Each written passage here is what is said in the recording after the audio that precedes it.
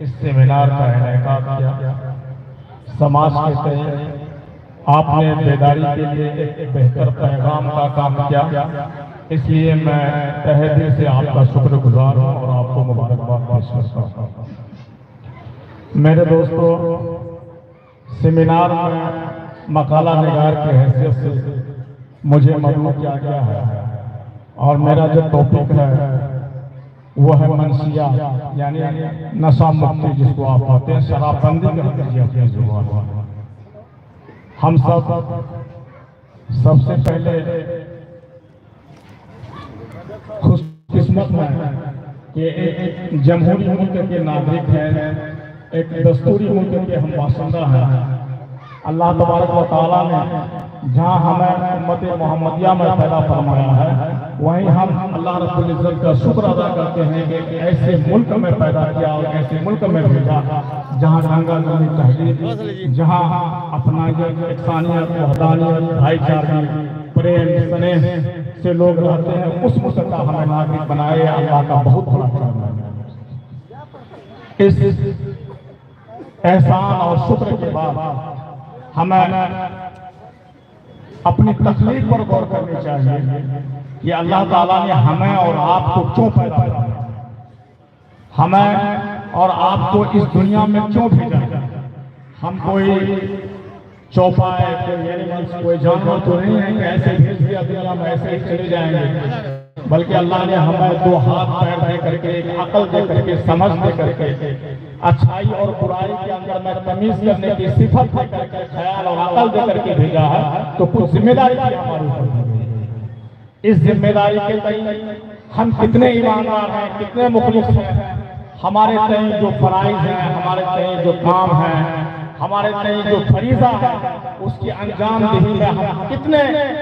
سچے اور پکے ہیں۔ ہمیں اپنے آپ میں احتساب کرنا ہوگا، اپنے اندر میں جھانکنا ہوگا اور دیکھنا ہوگا۔ میرے دوستو، یہ کوئی روایتی جلسہ نہیں ہے، یہ کوئی عام اجلاس نہیں ہے کہ میں قرآن و حدیث کی روشنی میں آپ کے سامنے بات کروں،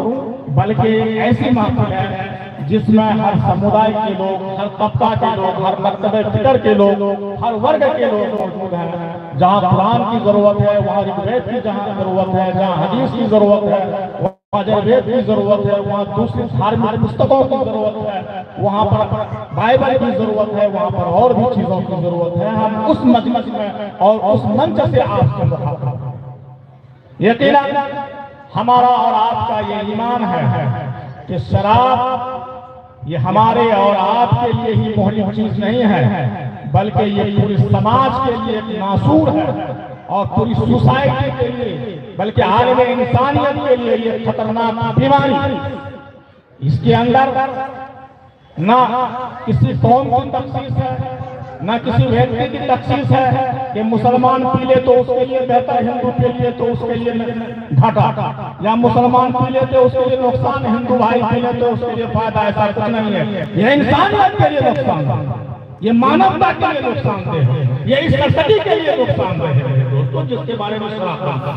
ہم قرآن اور حدیث پر تو عمل کرتے ہیں، اس کے ساتھ ساتھ ہم بہار سرکار کی سراہنا کرتے ہیں اور مبارکباد پیش کرتے ہیں۔ ایک برائی کو روکنے کے لیے آپ ایک قانون پاس کیا اور پورے ہندوستان میں ایک پیغام دیا کہ بہار سرکار نے شراب بندی کا اعلان کیا ہے اور آج تک لاگو ہے، اور ہم پرشاسن کا بھی شکر گزار ہیں کہ آپ اس کی روک تھام کے لیے بھرپور کوشش کر رہے ہیں۔ یہ تو سماج میں اور ہر جگہ ہوا ہے کہ کچھ لوگ